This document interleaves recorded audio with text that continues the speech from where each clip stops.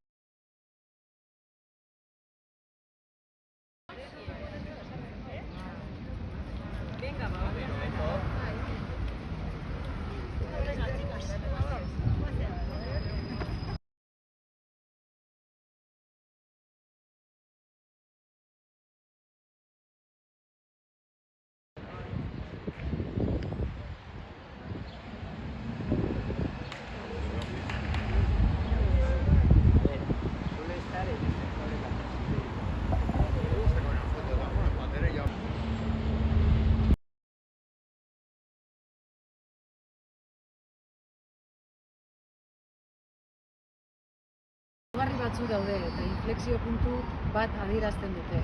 Guretzat, biziz-bizi Bilboko hiri txirrindularien elkartea, gure hirian txirrindulari baten heriotza irudikatzen zuen lehen bizikleta zuria jartzea horietako bat izan zen. Ocurrió el 1 de junio de 2016 y este año se cumplen 10 años. Javier Bueno Aranzábal tenía 40 años cuando fue atropellado por un Bilbobús y falleció tras permanecer un mes en estado de coma.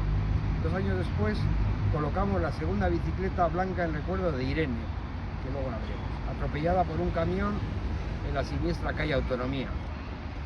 Bagenuen gure zaurgarritasunaren berri, bagenekien edo agian sumatu besterik ez genuen egiten, baina Javiren heriotzak gordintasun osoan ikusarazi zigun oinaze guztian.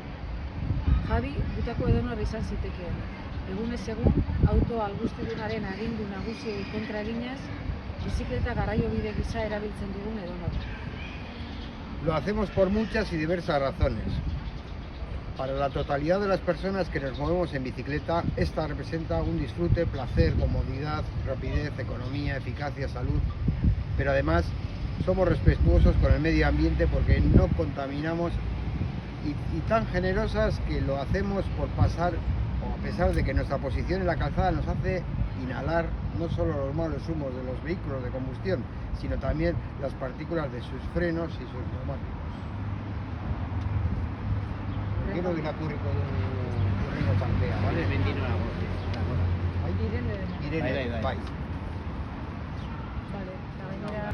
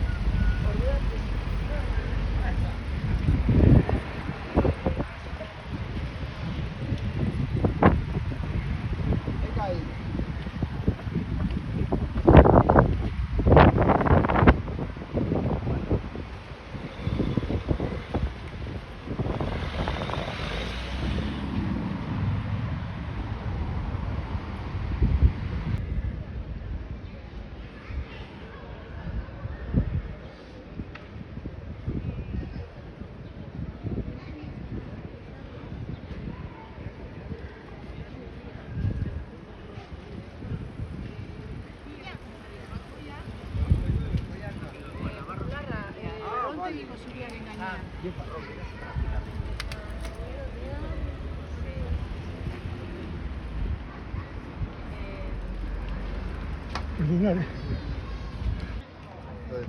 ¿Nos sacamos una foto?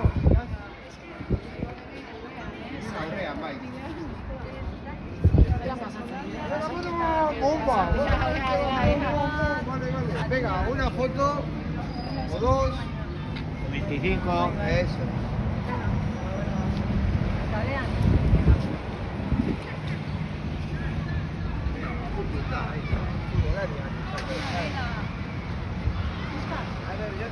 Sin falta agua, Ahora vamos a ver.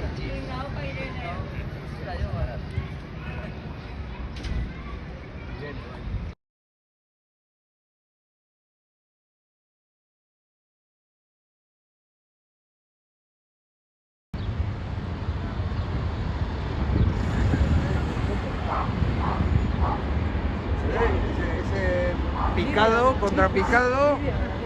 Gero eta gehiago gara, edo... Jasoko naiz. Vale. Your attention, please. Your attention, please. Toc, toc, toc. Kin. A ver, mesedez, erne egoteko eskatzen dizuegu.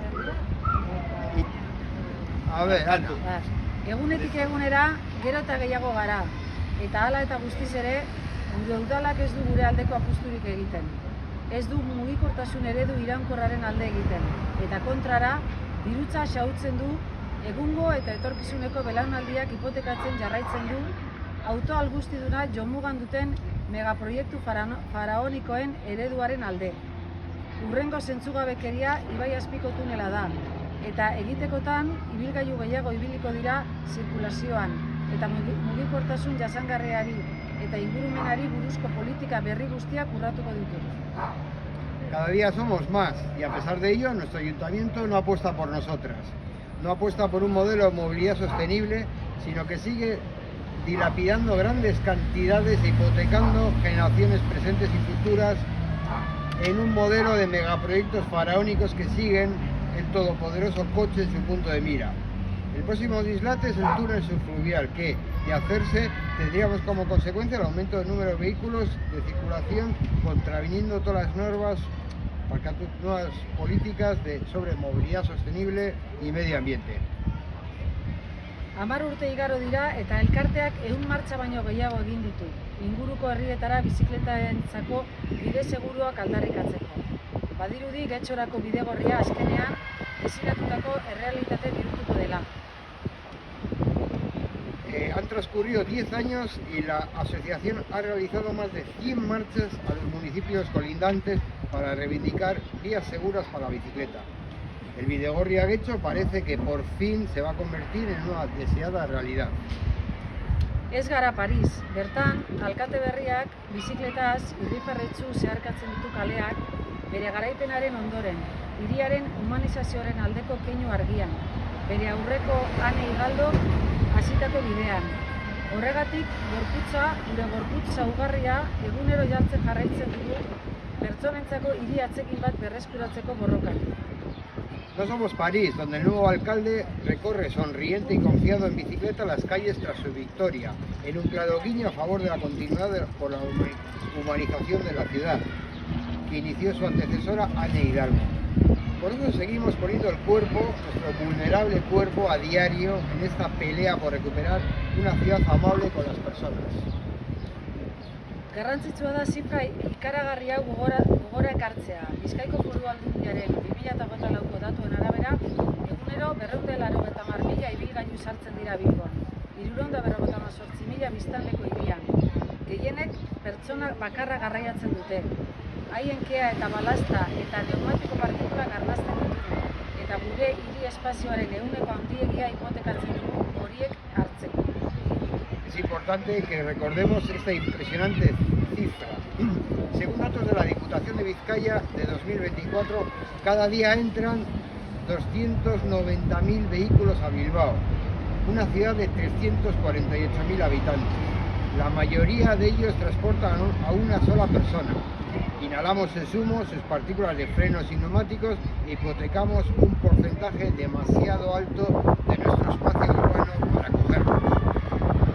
Ekainaren 3an, nazioarteko txirrindularien egunean, arratsaldeko 7etan bilduko gara eta gure bizikleta zuriengatik masa kritikoa egiteko Javi eta Irene eta hainbat arlotako aktivismoaren ibilbideak berriro gogoratzeko. Este 3 de junio, Día Internacional de la Bicicleta, nos reuniremos a las 7 de la tarde, lo que estamos haciendo ahora, para hacer una masa crítica por nuestras bicis blancas, para volver a recordar a Javi e Irene y sus trayectorias de activismo en diversos ámbitos, y recordar a las instituciones que nuestra vulnerabilidad es menor cuando tenemos vías seguras y políticas que piensan en su ciudadanía. Pues por Irene, por Javi, por toda la gente que se ha dejado la piel en esto, pues un aplauso.